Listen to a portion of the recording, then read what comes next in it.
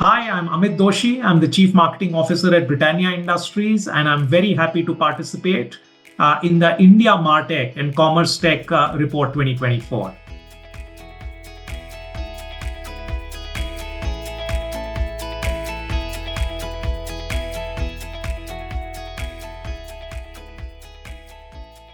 So, two parts to the question, as you called out. The first is we're looking at three critical pieces as part of our marketing technology stack at Britannia. The first is to make sure that we have all our consumer data residing in a secure manner and in a manner that's intelligent to retrieve and build useful segments as we move forward. The second is, the automation piece, which allows us to activate these intelligent segments in a differential manner. And finally, the third leg is around social media automation. And with so much of conversation that is happening on social media, either driven by our agencies or driven by the consumers, it's important that we have all of those knowledge pieces and all of those actions getting triggered from one place. So these are, I would say, from a CPG standpoint, three critical pieces in the puzzle as far as marketing technology and automation are concerned. My experience, I would say, and I can draw in from my previous experience in the IT industry when I worked with Lenovo, what we saw is it helped us get a better understanding of consumers as far as consumer data and marketing automation was concerned. It also allowed us to test and learn, which is difficult in a mass market environment. And what we saw is when you are able to use your data intelligently with the third-party knowledge that's available in the ecosystem, we've seen a marked difference when it comes to both costs at which those impressions trigger, the interaction rates, whether it's click-through or view-through, those go up, and there's also a marked improvement in conversion if you're talking about commerce. The second thing that I've seen clear benefits around is the ability to manage your social media ecosystem, to be able to react and respond quickly to what is being said out there, especially if you are in a service business. And more importantly, when you have multiple stakeholders working on the same ecosystem, it helps you manage the process a lot better.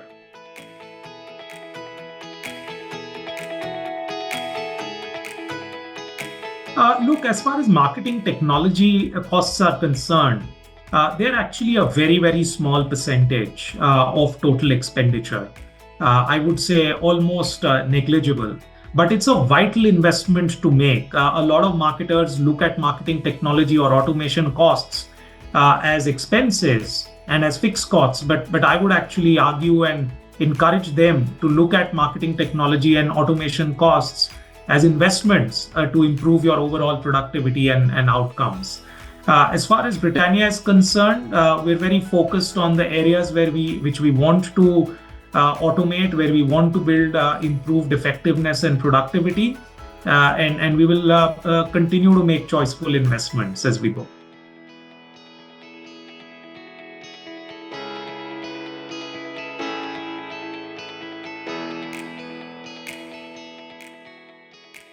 See, as far as sustainability and eco-friendly initiatives are concerned, for us, it's about with all sincerity, doing the act. It's not necessarily about doing it for messaging or marketing's sake.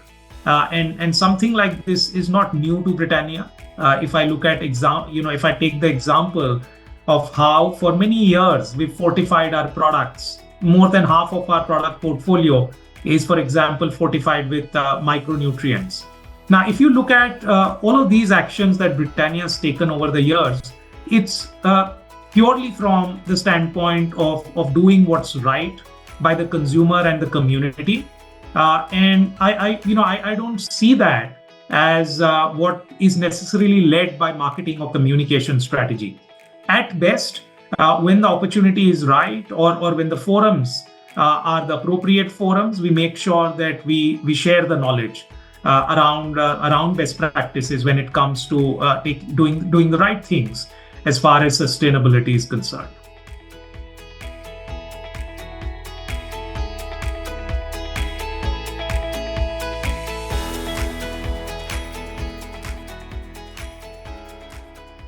So look, as far as lead generation is concerned, that's not something that's material to Britannia. It's more relevant for a B2B organization.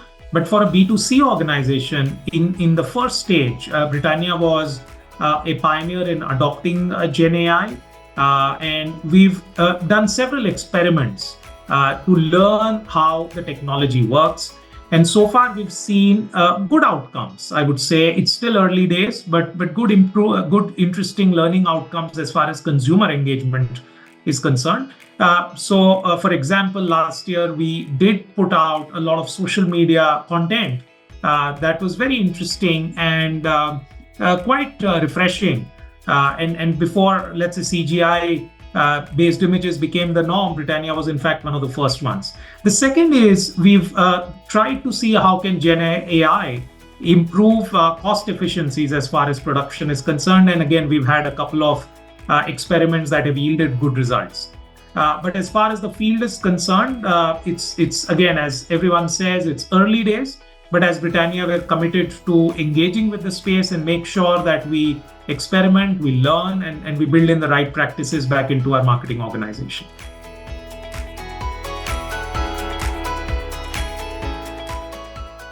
I get asked, a lot of people ask that to me quite often.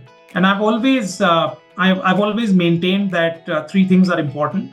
First is the landscape can keep changing. The environment can keep changing. The ecosystem can keep changing. But marketers need to know what's the reason for this function to exist, which is for them to bring the voice of the consumer, the voice of the customer to the table as far as business decision making is concerned. The second is to make sure that all marketing actions lead to business impact in the short term or brand impact, which in turn leads to business impact in the long term. And the third is to make sure that they keep driving innovation within the organization. That doesn't change, whether it was 2 decades back or now, or it's going to be 2 decades from now. So it's important to keep your eye on the fundamentals. However, the pace of change has changed significantly, and it makes it imperative that marketers today are more curious than ever and are more experimental than ever. So stick to the basics as far as business impact is concerned. Be curious about the changes that are happening around you, and make sure that you are a practitioner. You stay a practitioner. You test these out. You're learning for yourself, and in turn making your organization and your marketing team a learning organization.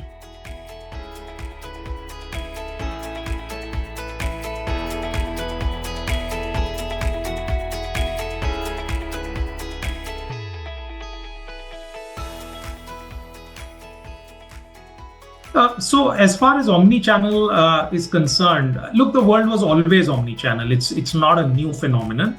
It feels like a new phenomenon, perhaps because of the advent of e-commerce. But if you go back in time, when again, even in times when e-commerce wasn't there or wasn't as prominent, you would always find yourself buying from many different channels.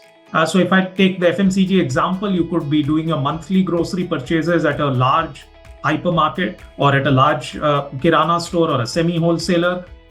Or when it comes to your top-ups, you could be going to the neighborhood store beside you.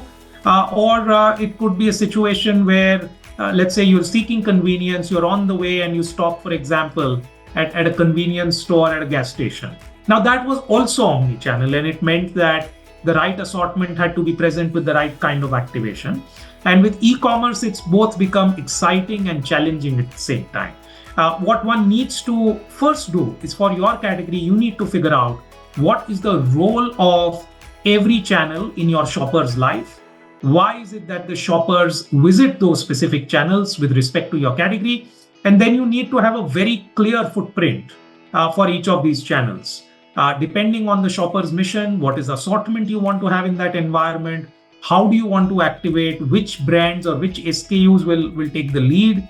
And finally, you've got to ensure that you're measuring the return on investment as far as all of these channels are concerned. So omni-channel is nothing but managing the portfolio of channels to deliver great shopper outcomes, much like you would manage a product portfolio to deliver great and profitable consumer outcomes.